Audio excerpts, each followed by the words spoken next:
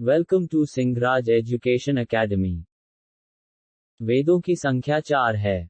पहला ऋग्वेद, दूसरा यजुर्वेद, तीसरा सामवेद और चौथा अथर्ववेद हैं। 4 वेदों को सम्मिलित रूप से संहिता कहा जाता है। वेदों की गद्य रूप में की गई सरल व्याख्या को ब्राह्मण ग्रंथ कहा जाता है। आरण्यक की रचना जंगलों में की गई है। इसे ब्राह्मण ग्रंथ का अंतिम हिस्सा माना जाता है, जिसमें ज्ञान एवं चिंतन की प्रधानता है। भारत का राष्ट्रीय आदर्श शब्द सत्यमेव जयते मुंडकोपनिषद से लिया गया है। श्री कृष्ण का सर्वप्रथम उल्लेख छांदोग्योपनिषद में हुआ है। रामायण के रचनाकार महर्षि वाल्मीकि हैं।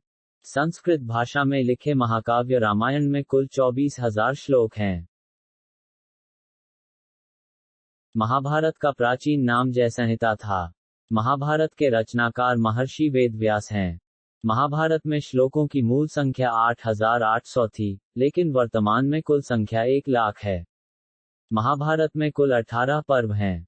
श्रीमद्भगवद गीता भीष्म पर्व से संबंधित है। महाभारत विश्व का सबसे बड़ा महाकाव्य है। इसे 5वें वेद के रूप में मान्यता मिली है। गायत्री मंत्र अस्तो मा सद्गमय का उल्लेख ऋग्वेद में है। आर्य शब्द का शाब्दिक अर्थ श्रेष्ठ या महान है। आर्यों के द्वारा वेदों की रचना करने के कारण आर्य सभ्यता को ही वैदिक सभ्यता कहते हैं। लोमहर्ष तथा उनके पुत्र उग्रश्रवा पुराणों के संकलनकर्ता माने जाते हैं। पुराणों की संख्या 18 है। पुराणों में मुख्य रूप से प्राचीन शासकों की वंशावली का विवरण है। पुराणों में सर्वाधिक प्राचीन एवं प्रामाणिक मत्स्य पुराण है। मत्स्य पुराण सातवाहन वंश से संबंधित है। विष्णु पुराण से मौर्य वंश के विषय में जानकारी मिलती है। वायु पुराण से गुप्त वंश का विवरण मिलता है। महाजनपदों की जानकारी का उल्लेख बौद्ध धर्म की शाखा अंग्युत्तर निकाय में मिलती है। वैदिक कालीन लोगों का प्रमुख व्यवसाय कृषि एवं पशुपालन था। मानव एवं देवताओं के बीच आहुति को पहुंचाने का कार्य अग्नि द्वारा किया जाता था। संगम साहित्य में चोल, चेर तथा पांड्य राज्यों के उदय का वर्णन है। नारद स्मृति से गुप्तवंश के विषय में जानकारी मिलती है। अर्थशास्त्र की पुस्तक आचार्य चाणक्य या कौटिल्य द्वारा संस्कृत भाषा में रचित अर्थशास्त्र ग्रंथ को भारतीय राजनीति का पहला भारतीय ग्रंथ माना जाता है। आचार्य चाणक्य को कौटिल्य के अलावा विष्णुगुप्त नाम से भी जाना जाता है। सम्राट हर्ष के राजकवि बाणभट्ट द्वारा रचित हर्षचरित ग्रंथ से हर्ष के जीवन एवं तत्कालीन भारतीय इतिहास के विषय में जानकारी मिलती है।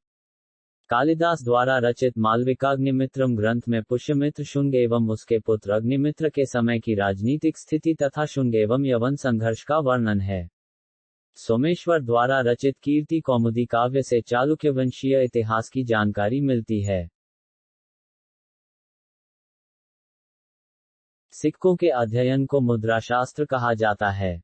मुद्राशास्त्र को इंग्लिश में न्यूमिस्मेटिक्स कहा जाता है। सर्वप्रथम हिंद यूनानियों ने ही स्वर्ण मुद्रा जारी की। सर्वाधिक शुद्ध स्वर्ण मुद्राएं कुषाणों ने तथा सबसे अधिक स्वर्ण मुद्राएं गुप्तों ने जारी की। सर्वप्रथम 1837 में जेम्स प्रिंसेप को अशोक के अभिलेख को पने में सफलता मिली। हेरोडोट्स को इतिहास का पिता कहा जाता है। इसने हिस्टोरिका नामक पुस्तक की रचना की, जिसमें भारत तथा ईरान के बीच आपसी संबंधों का वर्णन है। प्लिनी ने नेचुरल हिस्टोरिका नामक पुस्तक लिखी। इसमें भारतीय पशु, पेड़ पौधों, खनिज पदार्थों आदि का वर्णन है।